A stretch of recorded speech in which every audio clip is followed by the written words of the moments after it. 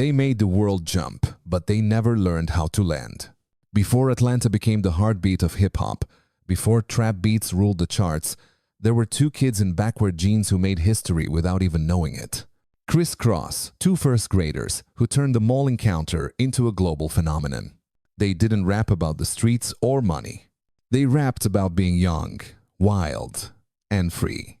And for one shining moment in 1992, the whole world danced to their rhythm. Their hit Jump stayed at #1 for 8 straight weeks.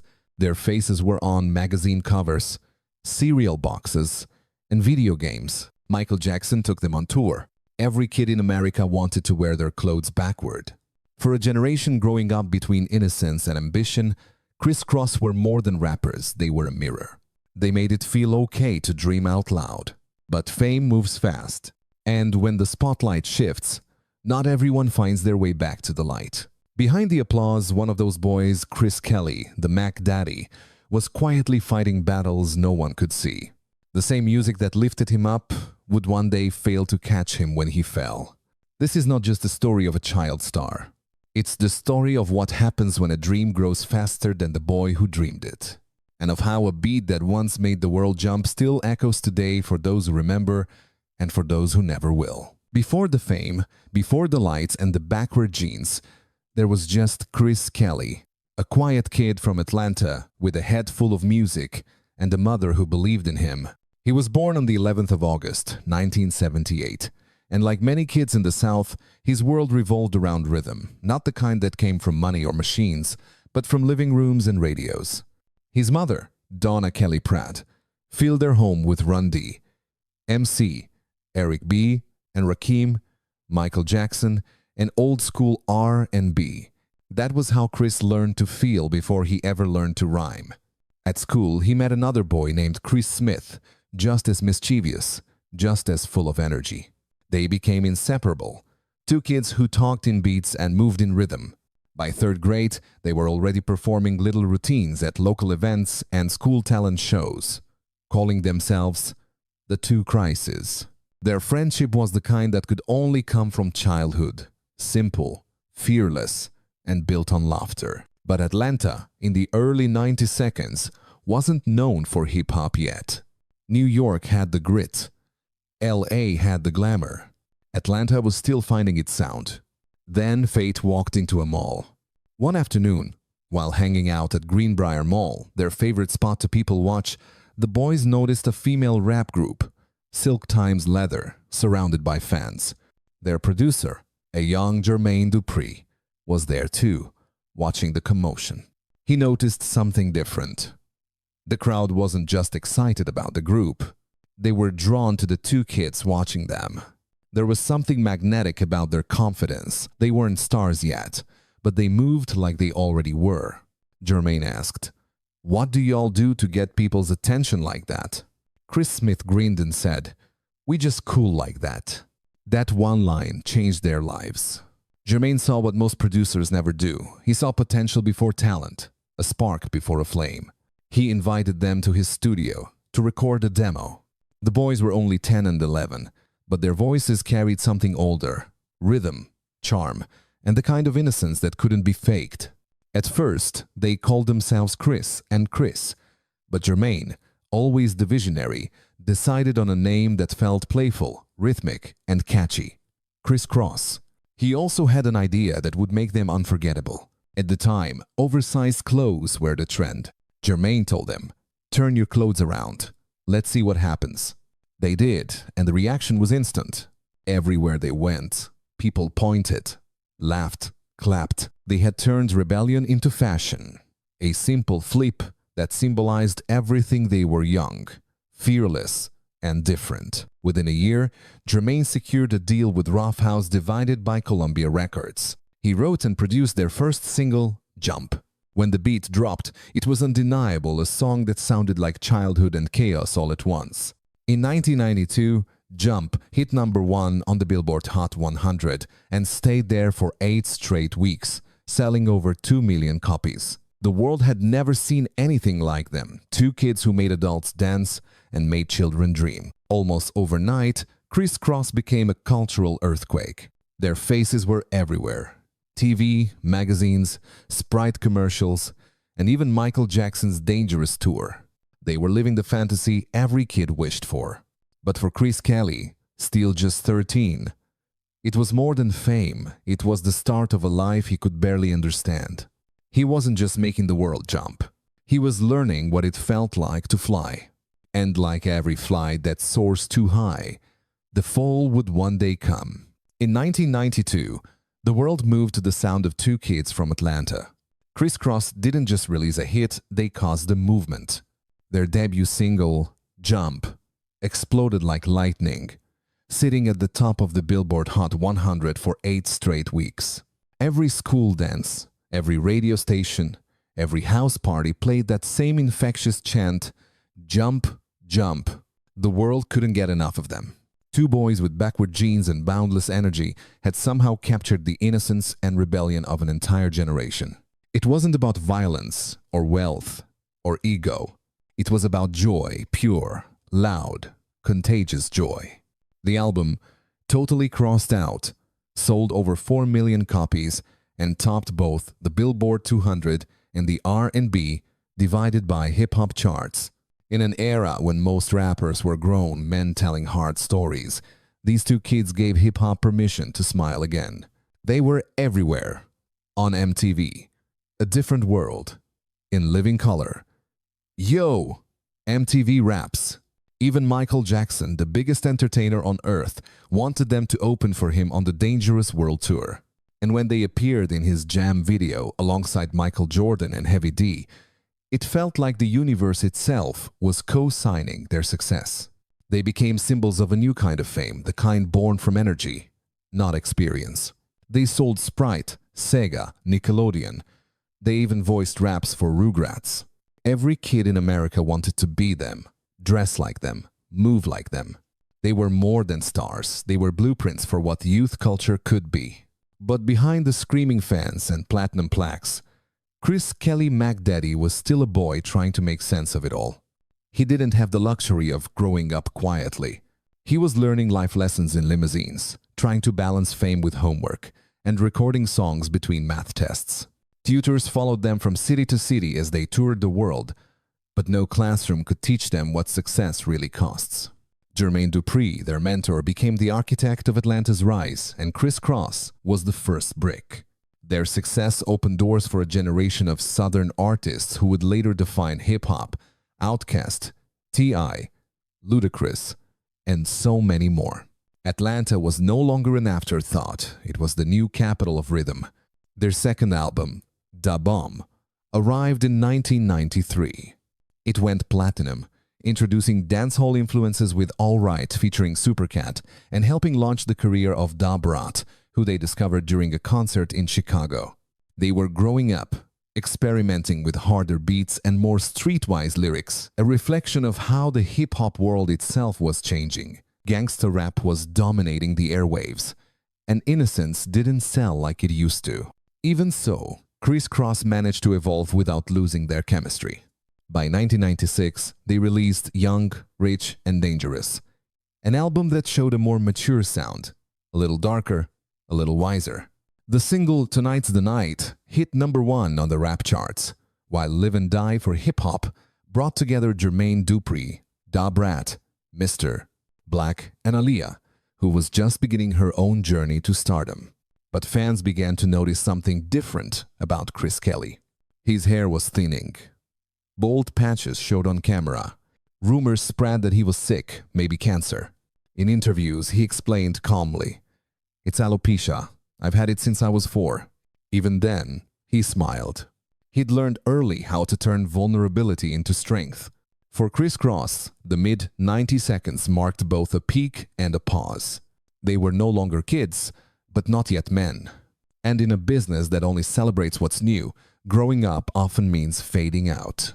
The world that once jumped for them was already dancing to someone else's beat. Fame never warns you when it's about to leave.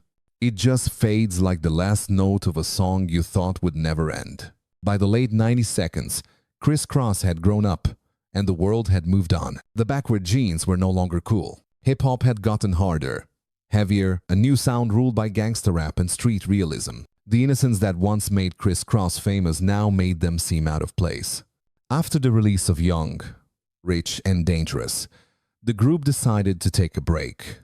Chris Smith focused on writing and acting, and Chris Kelly, the Mac Daddy, went looking for something deeper than fame, something that felt like purpose. He enrolled in school to study sound engineering, wanting to understand music beyond performance, to rebuild from the inside. For a while, it worked. He started his own label, C Records, Crazy Cool Connections, and began mentoring young artists around Atlanta. He was no longer the kid who made the world jump. He was the man helping others find their rhythm. But the industry had changed. Atlanta was booming again with Outkast, Ludacris, and T.I. taking over the airwaves. But Chris wasn't part of that new wave. He had gone from the front row of fame to watching from the back seat. And sometimes, that kind of quiet can feel heavier than failure. Friends said he never really got over it, the feeling of being needed, of being seen. He'd walk into a club and hear Jump playing, people smiling, shouting lyrics that once belonged to his childhood. And while everyone else was celebrating nostalgia, he was remembering what it cost him. The years that followed were scattered with attempts to come back, short studio sessions, half-written songs, flashes of the old energy. But drugs had already started whispering in the background. At first, it was just to numb the pressure, the loneliness. Then it became a habit. Cocaine, heroin, the same vices that swallowed so many artists who rose too fast, too young. Those close to him said he tried to fight it. He'd disappear for weeks, then reappear sober and smiling, promising he was done. His mother, Donna, stayed by his side through it all. She saw both the boy he was and the man the world forgot. She said he wanted to be better, that he was tired of the pain, tired of the cycle. But addiction isn't a battle you win once. It's a war that keeps coming back for you. In February 2013, hope flickered again. Jermaine Dupri organized a So Def 20th anniversary concert, bringing Kris Kross back to the stage. When Chris Kelly and Chris Smith performed Jump that night, the crowd erupted, thousands of people screaming, reliving their childhoods. For a moment, it felt like 1,992 all over again. The lights, the love, the laughter, it was back. And for the first time in years, Chris Kelly looked happy. But sometimes, the past can be both comfort and curse. Just months later, on May 1st, 2013, paramedics found Chris unresponsive on his couch. He had mixed heroin and cocaine, a deadly combination known as a speedball. They tried CPR, but it was too late. He was 34 years old. His mother said he had been sick the night before, complaining of nausea and dizziness. He had been trying to recover, trying to come home, but in the end, the same world that lifted him up couldn't catch him when he fell. The headlines called it an overdose. But for those who knew him, it wasn't drugs that killed Chris Kelly, it was the silence that comes after applause. When the news broke on May 1st, 2013, America paused. The kids who grew up in the 90 seconds suddenly felt a piece of their childhood disappear. Chris Kelly, the boy who once made the world jump, was gone. He was only 34. For millions, it wasn't just another celebrity headline. It was personal. Because Kris Kross wasn't just a group, they were a memory, a symbol of simpler days when music still felt innocent and fun. People didn't just remember the song, they remembered who they were when they first heard it. That's what made the loss hurt so deeply. Social media turned into a digital memorial. Artists, fans, and friends from across the world posted tributes. Jermaine Dupri, heartbroken, wrote, "To the world, you were the Mac Daddy. To me, you were my son, my friend. You taught me how to see magic in youth." And Chris Smith, the other half of Kris Kross, stood at Kelly's funeral and struggled through tears to speak. Our bond was never about music. It was about growing up together, surviving together. In Atlanta, radio stations played Jump every hour that week. People gathered downtown, some still wearing their jeans backward in tribute. For a generation that had grown up, gotten jobs, raised families, this was how they said goodbye to their childhood. The media revisited Kris Kross's legacy, finally giving them the credit they always deserved. Before Outkast, before T.I., before Ludacris, it was two kids who made the world pay attention to Atlanta. They proved that Southern hip-hop could be both mainstream and magical. They were the first spark of a fire that still burns today. In a rare moment of unity, every corner of the rap world, from old-school pioneers to modern trap artists, spoke the same truth. Kris Kelly didn't just make music. He made people feel good about being young, about being themselves. In Oakland, Chicago, and Los Angeles, DJs dropped Jump at midnight as a tribute. Clubs erupted with joy and nostalgia, laughter, tears, and the same chant that once shook the world. Jump!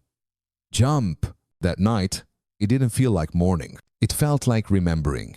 Because in the end, Kris Kelly's story wasn't just about tragedy. It was about joy, pure, electric, unforgettable joy, and how it lingers, even when the lights go out. The beat that made the world jump was silent now, but across America, hearts still moved to its rhythm. There are songs that fade when the radio turns off, and there are songs that keep playing in your soul long after the world goes quiet. Jump was one of those songs. More than 30 years later, it still brings people back to a time when everything felt possible, when the biggest problems were school dances, mixtapes, and whether your jeans were backward enough. That was the gift Kris Kelly left behind. He made the world lighter for a while. He made it fun to be young. But beyond the music, his story became a quiet lesson about what happens when fame finds a child before life has had the chance to teach them who they are. He was only 13 when the spotlight found him, and for the rest of his life, he kept trying to live up to a moment the world wouldn't let him forget. It's a story older than hip-hop itself, the prize of being extraordinary too soon. Yet, even in the pain, there's something beautiful. Because Kris Kelly never lost his love for the music. Even when the charts forgot his name, he kept creating, producing, mentoring, dreaming. He didn't need a crowd to validate his rhythm. The beat was already inside him. For Atlanta, his legacy is undeniable. Before trap, before the modern South became the capital of American hip-hop, it was two kids, Mac Daddy and Daddy Mac, who opened the door. Every artist who came after them walks through that door still. In his mother's words, Kris was more than a star, he was my son, and he was loved. And maybe that's what this story really is. Not about fame or loss, but love. A mother's love. A city's love. The love of a generation that still smiles every time that beat drops. So tonight, wherever you are, if you ever jump to that song, if it ever made you laugh, or dance, or remember, take a moment, close your eyes, hear the crowd, feel that bass, and whisper a thank you to the boy who made the world jump. Because legends don't always wear crowns. Sometimes they just wear their clothes backward and remind us that joy, even fleeting joy, is still worth the dance.